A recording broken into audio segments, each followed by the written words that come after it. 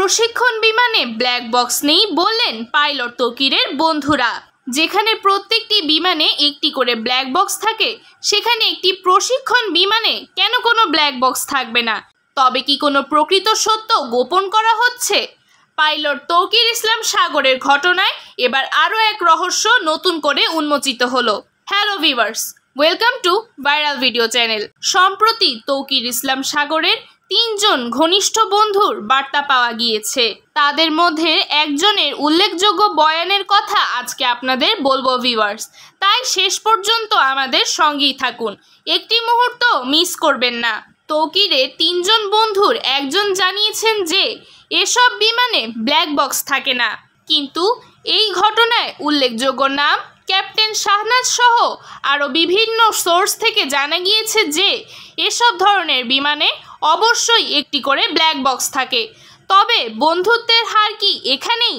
জানা যায় যে পাইলট তৌকিরের এসব বন্ধুরা এয়ারফোর্সেরই কর্মকর্তা এবং খুব সম্ভবত তারা একই সাথে প্রশিক্ষণ নিয়েছেন। তবে তাদের বন্ধুর এই ঘটনায় তাদের মুখে এমন কথা কেন? তাদের এই বক্তব্যে মুহূর্তেই নড়েচড়ে বসেছে সোশ্যাল মিডিয়ার মানুষজন। ঘটনায় আগানোর পূর্বে আপনাদেরকে জানিয়ে রাখি, ব্ল্যাক বক্স কি? ব্ল্যাক বক্স হলো বিমানের একটি বিশেষ যন্ত্র যা সেখানকার গুরুত্বপূর্ণ তথ্য বহন করে। এর মূলত 2টি অংশ, যা হলো এফডিআর এবং সিভিআর। এফডিআর হলো ফ্লাইট ডেটা রেকর্ডার। এটি বিমানের গতি, উচ্চতা, ইঞ্জিনের অবস্থান, বিমানের অবস্থান এবং অন্যান্য কারিগরি তথ্য সংগ্রহ করে। অন্যদিকে সিভিআর হলো ককপিট ভয়েস রেকর্ডার। এটি ককপিটে থাকা পাইলটদের এবং আশেপাশের শব্দ সংরক্ষণ করে। এই ব্ল্যাক বক্স বিশ্লেষণ করে তদন্তকারীরা বিমানের আচরণ, পাইলটের প্রতিক্রিয়া ও প্রযুক্তিগত ত্রুটি শনাক্ত করতে পারেন। এটি সাধারণত উজ্জ্বল কমলা বা লাল রঙের হয়, যাতে এটি খুব সহজেই খুঁজে পাওয়া যায়। এটি বিভিন্ন ধরনের চাপ সহ্য করার ক্ষমতা রাখে, অর্থাৎ এটি বেশ টেকসই।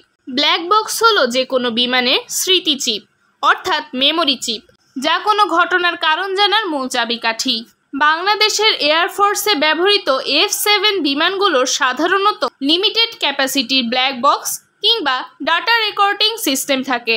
সব ধরনের বিমানে পুরো আধুনিক প্রযুক্তির ব্ল্যাক বক্স না থাকলেও বেসিক ফ্লাইট ডাটা কিংবা ককপিট রেকর্ডিং সিস্টেম থাকে।